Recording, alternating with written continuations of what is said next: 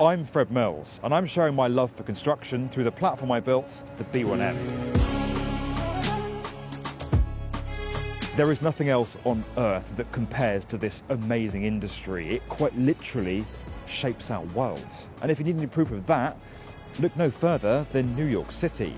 Manhattan Island behind me used to be a small, swampy strip of land, but that didn't stop contractors, architects and engineers through their skills, ability and sheer ambitions from turning it into one of the tallest and most densely built places on Earth and the financial capital of America.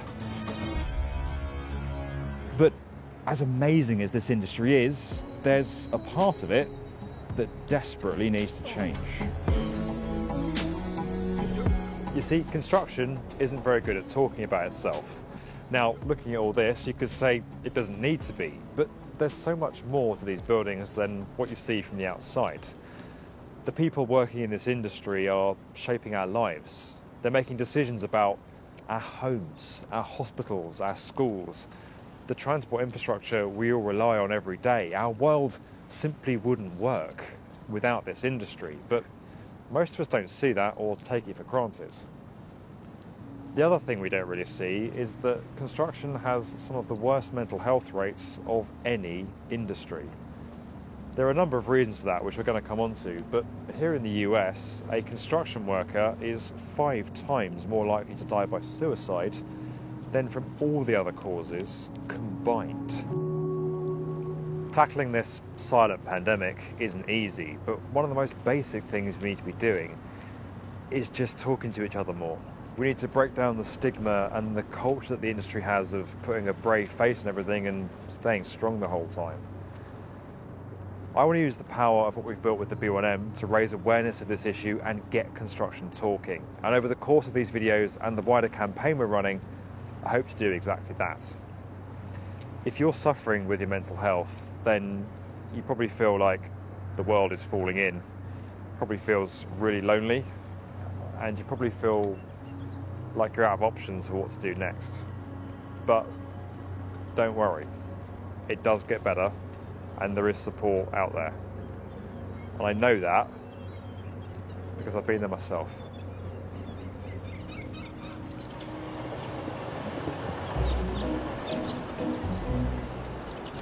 So we've now come a very long way from the glamour of Manhattan. We're in a place called Beckenham in South London. And this hospital here is the first building I ever worked on. I worked on this during my year out from uni, and I know it's not an architectural marvel, I see that. But this place is pretty special to me. It's so nice seeing it open. So I was based here for a year altogether. I remember being thrown in the deep end and thinking the deep end was a lot deeper than I thought it was going to be. I was doing a year out from uni, but I had huge responsibility. Well, it felt like huge responsibility at the time. I was looking after a very exciting dry lining package. That front cantilever out there, I was so proud of that. I spent so much time on that. This building, this construction site, was a huge part of my journey of falling in love with this industry. And it may not be a mega project, it might not be a skyscraper or an amazing dam or anything like that, but it's buildings like this that most of the industry works on. I remember thinking how misunderstood the industry was, and that's why I started the B1M. I started putting videos online in my spare time to try and get the world to see the industry the way I saw it. Back then I didn't really think about mental health or realise how much it could affect me.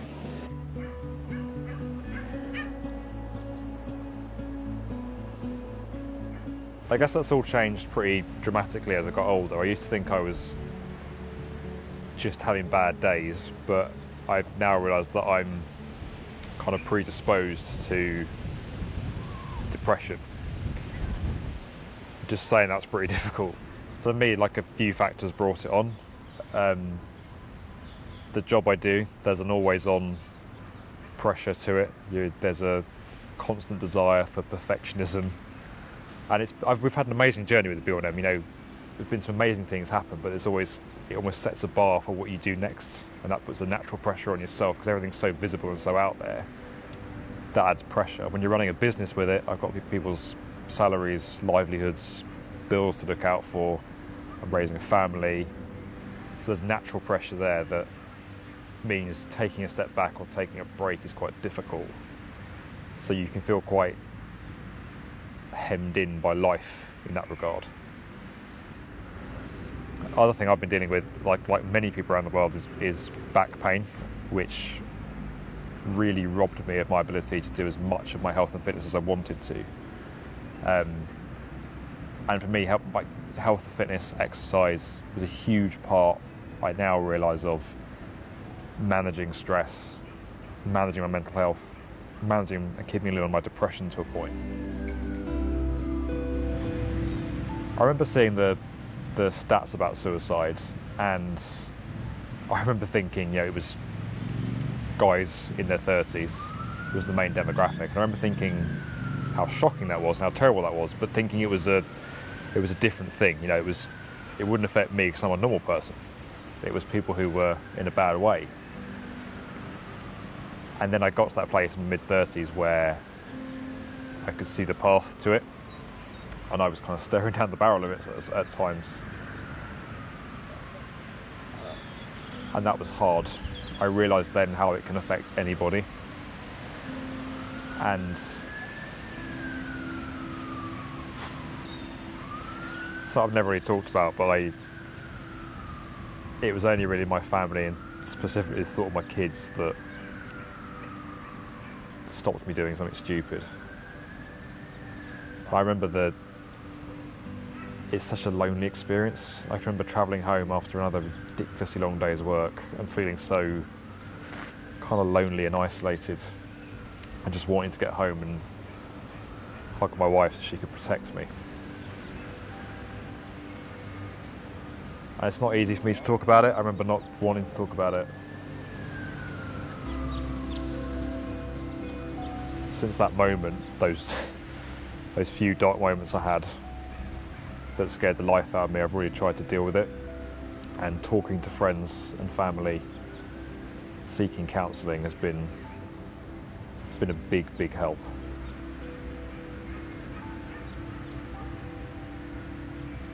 I used to worry about it. I used to think that it was a sign of weakness, but now I realise it's something I've been through, something I've dealt with, and it's made me so much stronger and more formidable from it. And there are so many people out there where you just don't see the full picture. People saying that we shouldn't talk about the suicide issue in construction because it might put people off joining the industry. I disagree with that.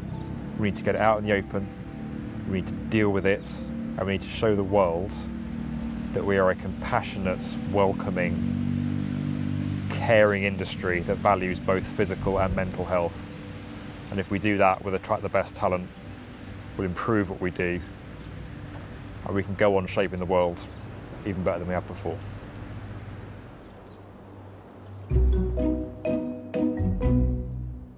I've come to London's Canary Wharf to meet Logan Price. He's part of the next generation of construction talents that's shaping our world. So this is it, this is your site? This is the one.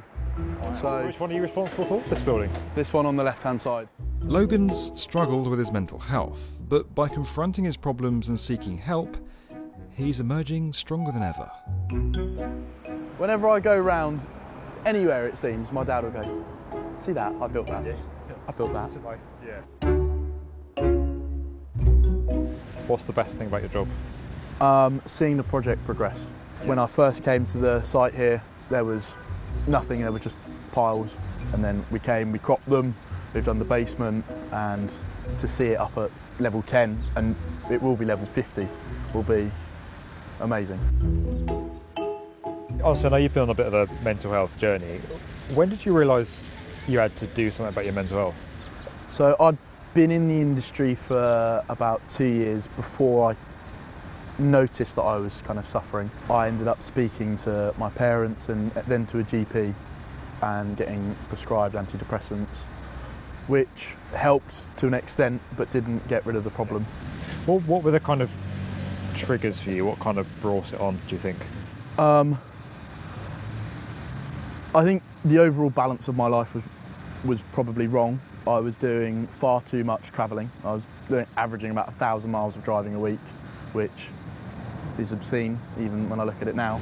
But actually, that kind of travel is pretty normal in this industry. Yeah, there's lots of people. It's kind of running joke and a game on site of who's here the earliest, who leaves the latest.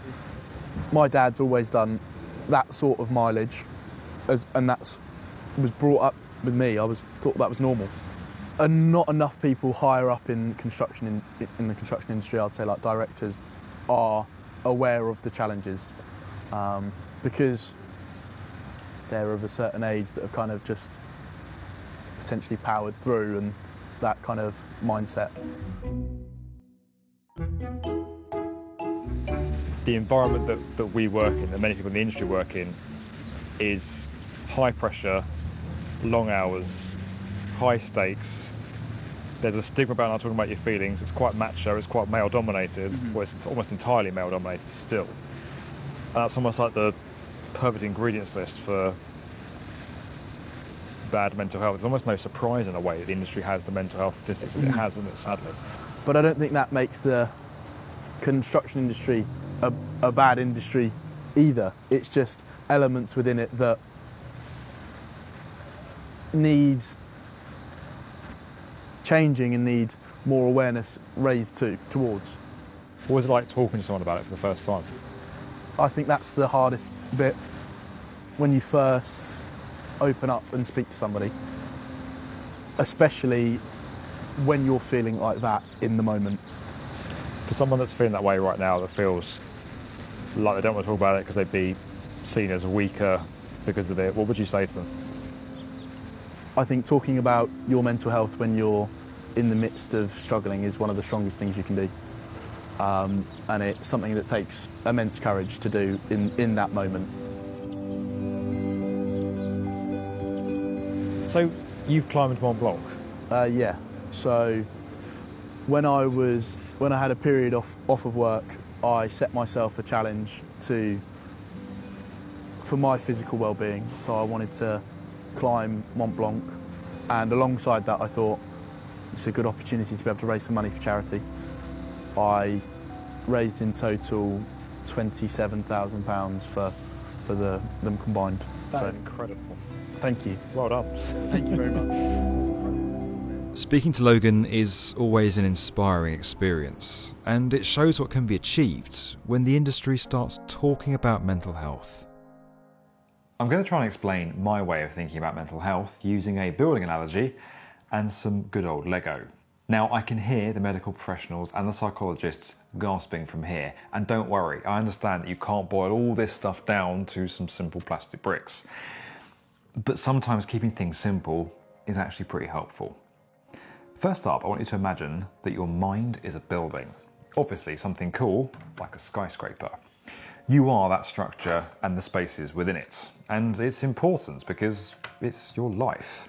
People love you, they need you, they depend on you. You can't really function properly if it's not working right. Now, that structure needs to be maintained. There's going to be stuff thrown at it, unexpected forces are going to creep in, and no structure is invincible. It cannot just go on forever.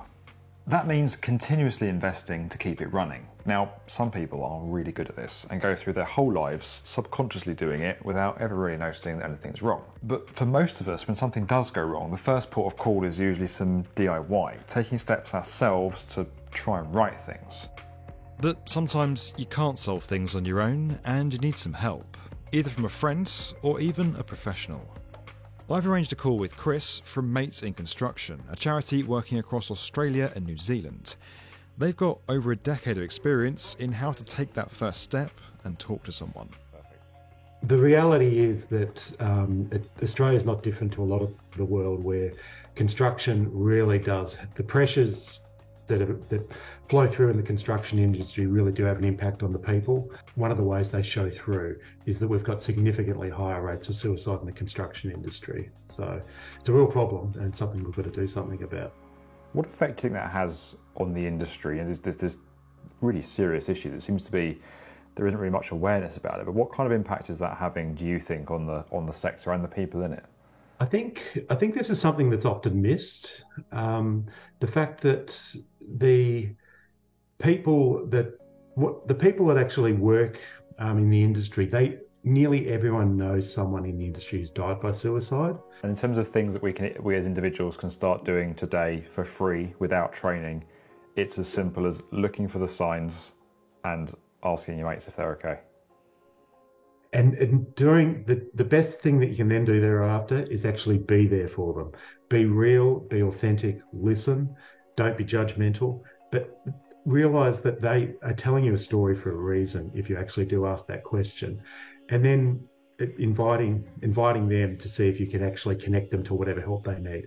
And not everyone would need to see a psychologist or a counselling service. It might be as simple as needing to actually get the finances sorted, a financial counsellor or a relationship piece. Or it might even be needing to speak to your religious leader in their community if that's actually what's going to work for them. Understanding that everyone's different. So being present with them where they are, keeping them safe and connecting them to the help that they might actually need. None of us end up having to be the end result, the end counsellor, but we can all step forward and make a difference. Asking for help if you work in construction can be tough because of that culture that I spoke about, but it really matters. We need to feel able to talk to people if we're struggling and not feel embarrassed or ashamed by it. We also need to be more alive to the signs that people can display when something's not right and not be afraid to ask them if they're doing okay. We need to get construction talking.